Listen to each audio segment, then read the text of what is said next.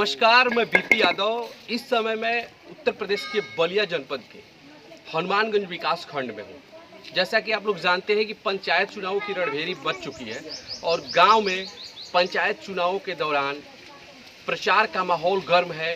CU ने चुनाव का माहौल टेम्पो कर रखा है। इसी बीच देवकली ग्राम सभा में आज हमारी मुलाकात चुनाव प्रचार कर रहे रत्नाकर राय उर्फ खोआ से हो गई और कुछ बहुत सारे लोग हैं यहाँ पर जो आप देख रहे हैं।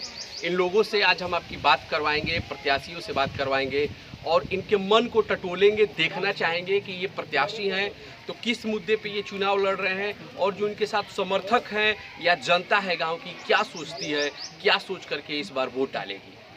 तो आपको हम बात करा रहे हैं रत्नाकर राय उर्फ खोआ से, जिनकी पत्नी अंजलि राय इस बार प्रधान प्रत्याशी है, जो कि पूर्व में भी प्रधान रह चुकी है। रत्नाकर राय जी, आपका बहुत बहुत स्वागत है। बहुत बहुत धन्यवाद आपका। अभी आप चुनाव प्रचार सुबह से ही निकले हुए हैं करने के लिए जी। और बाबा बिमलेश्वर नाथ के मंदिर पे हैं। जी जी। तो इस बार आप किन मुद्दों पे फोकस करके चुनाव प्रचार कर रहे हैं? हमारा मुख्य मुद्दा है ग्राम का समग्र विकास करना है, गांव को नशा मुक्त करना है और बिना भेदभाव का विकास करना है। तो इससे पहले भी तो आपकी प्रधानी रही है। हाँ। तो उस टाइम क्या हुआ और इस बार क्या करेंगे? उस बार भी हमारे प्रधानी जरूर रही, उसके पहले एक भी गांव में कोई मेन रोड नहीं था। सारे पगदंडित हैं, सारे विवादित रास्तों को निकलवा के हम लोगों ने रास्ता निकलवाया। गांव के लगभग सारे रास्ते निकल चुके हैं। उस समय निर्माण कार्यों के लिए मिट्टी का काम ज़्यादा होता था, पक्के काम के लिए ज़्यादा बजट नहीं आता था। लेकिन पिछले 5 वर्षों में बजट इसके लिए ज़्यादा आने लगा, पक्के कामों के लिए। अच्छा, गांव में पानी की भी समस्या है, जल निकासी और स्वास्थ्य समस्याएं हैं। हाँ हाँ। गांव में स्वास्थ्य को लेकर के हमेशा लोग जूझते रहते हैं। हाँ। तो इस बारे में आपका क्या रोडमैप है? हमारा मेन प्राथमिक कार्य है कि गांव के मुख्य नाले का निर्माण कराना। मुख्य नाले का निर्माण होने 5 साल पहले उसका जो मेन नाला है लगभग 400-500 मीटर है, उसका 3 हिस्से का निर्माण करा दिया था। एक हिस्सा बचा था, तब तक चुनाव आ गया। उसके बाद दूसरे प्रधान आए, उन्होंने उस कार्य को छुआ तक नहीं। इसके कारण पूरे गांव के नाले के पानी गांव का जो फील्ड है वहीं पर जाके गिर रहा है, फील्ड में गिर रहा है। वहाँ पर सारे गांव की बारात वहीं पर रुकती थी। आज बारात रुकने के लिए सबको मैरिज हाल करना पड़ रहा है, जगह नहीं है वहाँ पर। वहीं पास में स्कूल है, बदबू कर रहा है वहाँ पर। तो फील्ड की दुर्दशा का कारण क्या है? क्योंकि नाले गांव का से देख रहे हैं कि फील्ड की स्थिति दिन ब दिन, जो क्रीड़ा स्थल इस गांव का हुआ करता था, वो दिन ब दिन दुर्गति की तरफ बढ़ता जा रहा है। दुर्गति पिछले 5 वर्षों में उसकी हुई है, क्योंकि मुख्य नाले का निर्माण छोड़ दिया गया। हमारे कार्यों को उसको पूरा नहीं कराया गया। सारा पानी उसी में गाँव के गिरने लगा और 1-2 बस्तियों का पानी उसमें गिरा दिया गया। पानी निकल नहीं रहा है, सारा पानी फील्ड में जा रहा है। अच्छा, अभी भी सड़कें बहुत सारी बन चुकी हैं, बहुत सी बननी है। तो गांव में सड़कों को लेकर के और शिक्षा को लेकर के आपके क्या विचार है, क्या प्लान है आपका? जो भी सड़कें हैं, हम लोगों ने उस समय माननीय मंत्री नारद राय जी थे, उनके माध्यम से मुख्य सड़क का निर्माण कराया था। लेकिन इधर 5 सालों में बहुत जर्जर हो चुकी है। उसको इस प्रधान ने भेदभाव के कारण उसको छुआ तक नहीं। अच्छा, अगर आपसे पूछा जाए या पूरे गांव एक बार आपसे पूछे कि आपके खास मुद्दे, जिन मुद्दों पे आप वोट मांगेंगे, किसी के पास जाएंगे, तो आपके क्या इस मुद्दे रहेंगे कि मैं आने वाले 5 सालों बाद प्रधान बनूंगा तो 5 साल में क्या करूंगा इस गांव के लिए? क्योंकि लोग जानना चाहेंगे कि अगर हमारे पास पुराना प्रधान भी है तो क्यों न हम उसी प्रधान को रिपीट करते? अगर आपको हम चुनते हैं तो हमारे पास क्या वजह है कि आपको ही हम चुने? प्राथमिक है कि मुख्य नाले का निर्माण कराना, उस नाले को कटहल नाले में जाके गिराना कि पूरे गांव के पानी की निकासी वहां हो सके और गांव स्वच्छ हो सके। हर एक मुद्दा खत्म।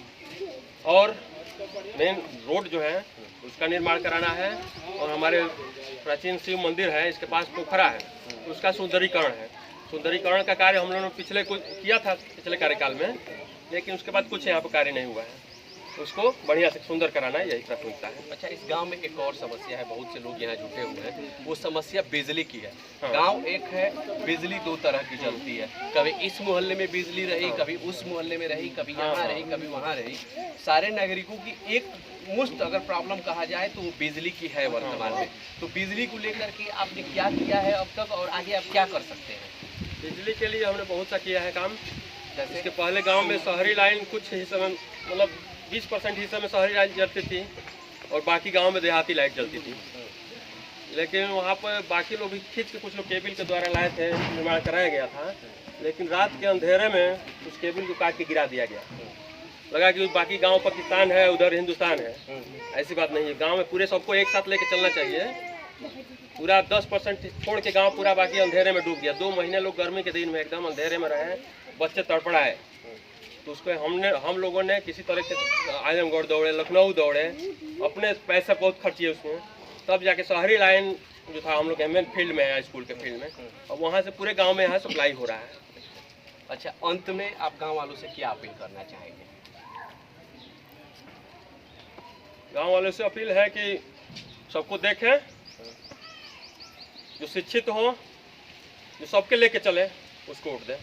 कि जैसे पीएम किसान योजना चली है, इधर 2 साल से चल रही है, प्रधानमंत्री किसान पेंशन योजना चल रही है, उसमें भी चिन्हित मतलब अपने जो वोट दिया है उसको कराया गया है, बाकी लोगों को छोड़ दिया गया भेदभाव के आधार पर।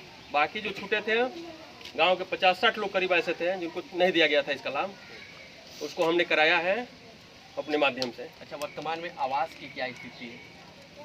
आवास, प्रधानमंत्री आवास योजना इस समय लागू हुई है, 2022 तक है। सरकार का टारगेट है कि सबको आवास देना है।